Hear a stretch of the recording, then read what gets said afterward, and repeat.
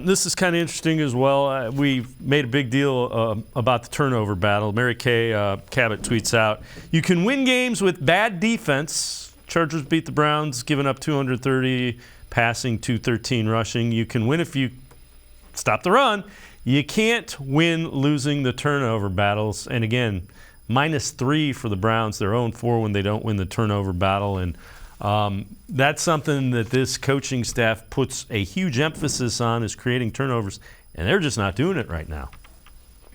They're not. And, I do think there's some luck involved in that, right? They tend to come in bunches. There's, you've seen bad teams get a ton of turnovers. But it's huge, and it's huge in outcomes of games.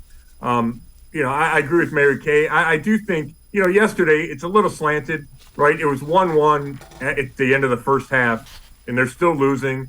Jacoby Brissett doesn't throw his second interception until after, I think the Patriots are up at least 17-6, maybe even 24-6.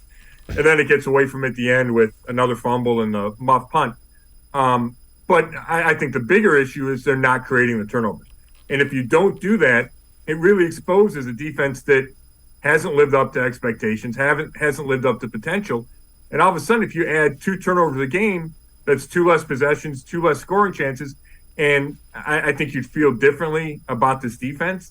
That's a huge part of this. And if it flipped, if all of a sudden, for whatever reason, it flips, then the outcomes of games could flip easily.